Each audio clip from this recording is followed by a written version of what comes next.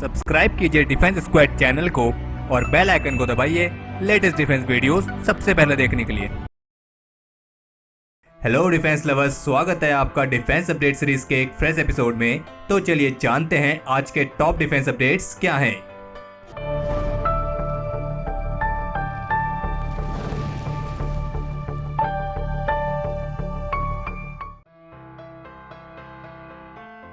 भारत और चीन के बीच एलएसी पर चल रहे विवाद के बीच इंडियन आर्मी चीफ ने शुक्रवार को लद्दाख का दौरा किया है और इस दौरान उन्होंने टॉप फील्ड कमांडर्स के साथ मीटिंग आयोजित करके यहां की स्थितियों का जायजा लिया है। जानकारी के मुताबिक लद्दाख में चीन के साथ 3 अलग अलग जगह जिनमें गलवान घाटी, डेमचौक और पैंगोंग सू लेक शामिल है और गलवान घाटी में दोनों देशों के कई सारे सोल्जर्स आमने सामने खड़े हैं और इस क्षेत्र पर चाइना अपना दावा कर रहा है और जबकि इंडियन आर्मी के फील्ड कमांडर्स चीन के कमांडर्स के साथ बात कर रहे हैं और इस मामले का हल निकालने की कोशिश जारी है। और जबकि पिछले दिनों लद्दाख की पैंगोंग सू लेक और गलवान घाटी में दोनों देशों ने सैनिकों की संख्या भी बढ़ा दी है और जैसे कि पिछले डिफेंस अपडेट में हमने आपको बताया था कि इस तनाव के बाद से लद्दाख में हाई अलर्ट जारी है और जबकि कुछ सोर्सेज के मुताबिक चाइना के साथ इस मामले को सुलझाने के लिए राजनीतिक बातचीत जारी है और इस सप्ताह के अंदर इस मामले को सुलझाए जाने की उम्मीद है। लेकिन एक अन्य रिपोर्ट ये भी कहती है कि इस सप्ताह भारत और चाइना के बीच ऐसी बातचीत के करीब 5 राउंड्स हो चुके हैं, लेकिन अभी तक इस विवाद को सुलझाए जाने का कोई भी समाधान नहीं निकला है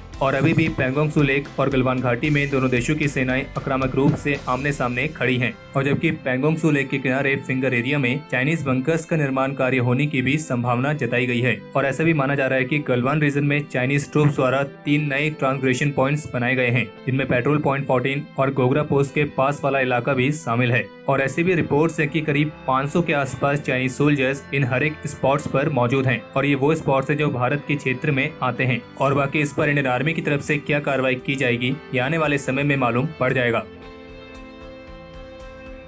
शुक्रवार को the Society for Indian Defence Manufacturers यानी कि SIDM द्वारा आयोजित एक वेबिनार के दौरान Master General of Ordnance Lieutenant General SK Upadhyay का कहना था कि डिफेंस इक्विपमेंट्स के इंपोर्ट्स की नेगेटिव लिस्ट में अलग अलग क्षेत्रों के एम्युनिशंस भी एक प्रमुख क्षेत्र में से एक होंगे। उनका कहना था कि इनमें से कोई भी एम्युनिशन कोई आला तकनीक नहीं है और वे 1970 और 1980 के दशक की भी पुरानी तकनीक है, लेकिन इतना पुराना होने के बावजूद भी ये स्टेबल है और इसलिए अगर लोग एम्युनिशन मैन्युफैक्चरिंग के क्षेत्र में आना चाहते हैं तो यहाँ पर इसके लिए पर्याप्त अवसर उपलब्ध होंगे। और साथ ही उनका ये भी कहना था कि प्राइवेट सेक्टर से अलग अलग तरह के एम्युनिशंस को खरीदने के लिए कुछ साल पहले एक पहल शुरू की गई थी जिनमें 8 अलग अलग तरह के एम्युनिशन शामिल थे जिन्हें इंडस्ट्री द्वारा इंडियन आर्मी के लिए मैन्युफैक्चर किया जाना था और जो इंडियन प्राइवेट कंपनीज इसके लिए सिलेक्ट की गई थी उनके लिए स्टैंडर्ड को 2017 में जारी भी किया गया था जिनमें ग्रेनेड्स को सप्लाई करने से लेकर टैंक्स के खिलाफ इस्तेमाल होने वाले आर्मर पियर्सिंग एम्युनिशंस भी शामिल थे और ये एक लॉन्ग टर्म कॉन्ट्रैक्ट था। लेकिन उनका ये कहना था कि मैं आपको आश्वासन दे सकता हूं कि अब इन मामलों में जितनी भी संभावित बाधाएं थी उन सभी को हटा दिया गया है और अब आप इस तरह के टेंडर में एक फास्ट मूवमेंट भी देखेंगे और इसके तहत वे कुछ ऐसे एडिशनल एम्युनिशंस पर भी काम कर रहे हैं जो अभी तक दूसरे देशों से इंपोर्ट किए जा रहे थे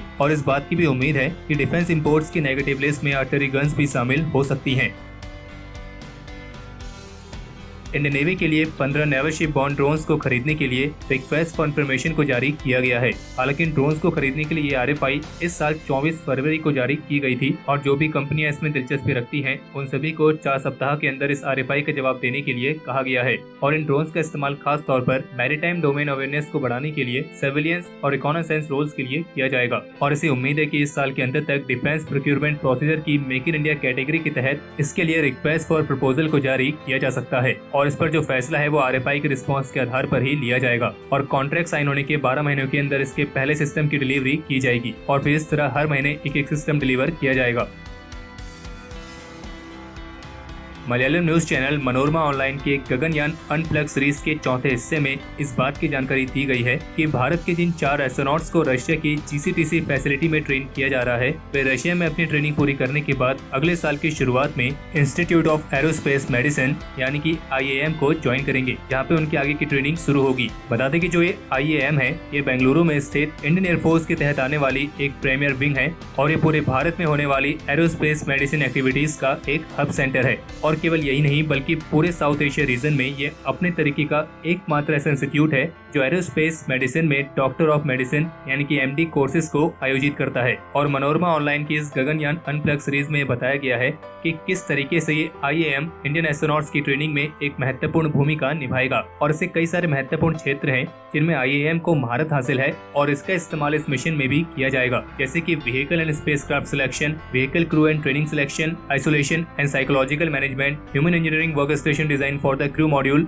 microgravity research, radiation production, clinical space medical and surgical management और ऐसे ही अन्य सारे महत्वपूर्ण क्षेत्र। और इसरो के सीनियर ऑफिसर्स का कहना है कि बिना रिसर्च के एक सक्सेसफुल प्रोग्राम पॉसिबल नहीं हो सकता है। और केवल यही नहीं बल्कि इस गगनयान मिशन के साथ हमारा जो प्रमुख उद्देश्य है वो ये है कि भारत में किस तरीके से साइंस एंड टेक्नोलॉजी के लेवल को बढ़ाया जाए। और इसलिए इस क्षेत्र में सफलता के लिए एक्सपर्टीज के साथ आने वाली IAM एक ऐसी ही एजेंसी है। और इसी तरह भारत की और भी कई सारी नेशनल एजेंसीज हैं जो इस गगनयान मिशन में लगी हैं।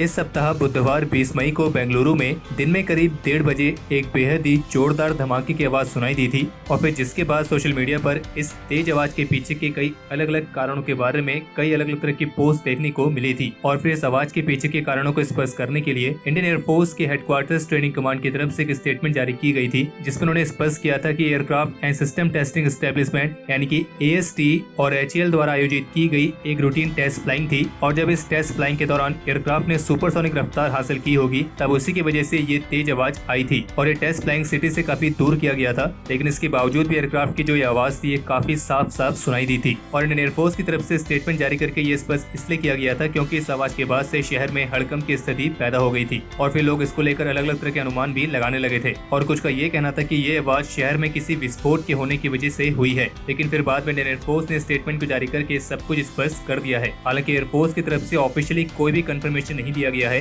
कि इस टेस्ट फ्लाइंग के दौरान कौन सा फाइटर एयरक्राफ्ट टेस्ट किया गया था। और जबकि कुछ का ये कहना था कि यहाँ पे सुखोई 30 MKI या फिर मिराज 2000 फाइटर को टेस्ट किया गया होगा, लेकिन आपको बता दें कि ये केवल एक अनुमान है। एयरफोर्स ने इस पर कोई भी ऑफिशियल कंफर्मेशन नहीं दिया है। और बाकी आपको बता दें कि जो ये तेज आवाज है इसे टेक्निकली सोनिक बूम कहा जाता है। और ये आवाज तब पैदा होती है जब कोई ऑब्जेक्ट आवाज की रफ्तार से भी तेज चलता है। और ऐसा ही कारनामा करीब 23 साल पहले पाकिस्तान के आसमान पर भी हुआ था, जब इंडियन एयरफोर्स की सीक्रेट एयरक्राफ्ट MiG-25 फॉक्सबैट ने सुपरसोनिक रफ्तार हासिल की थी। तो इस रफ्तार से पैदा होने वाले सोनिक बूम से इस्लामाबाद का जो आसमान था वो पूरी तरीके से गूंज गया था। और ये जो घटना है इस पर हमने एक वीडियो ऑलरेडी बनाई है, अगर आपने वो वीडियो नहीं देखी है तो उसका लिंक आपको इस वीडियो के आई बटन में मिल जाएगा। और बाकी इसके अलावा शुक्रवार को US नेवी की तरफ से जारी ऑफिशियल स्टेटमेंट के मुताबिक उन्होंने अपनी वॉरशिप से एक नए हाई एनर्जी लेजर वेपन को सफलतापूर्वक टेस्ट किया है। और उनके मुताबिक ये वेपन एयरक्राफ्ट मिड फ्लाइट को डिस्ट्रॉय करने में सक्षम है। हालांकि उन्होंने इस बात की जानकारी नहीं दी है कि किस स्पेसिफिक लोकेशन पर इस लेजर वेपन सिस्टम डेमोन्स्ट्रेटर को टेस्ट किया गया था। इसके बारे में बस ये कहा गया है कि ये टेस्ट 16 मई को पैसिफिक रीजन में किया गया था।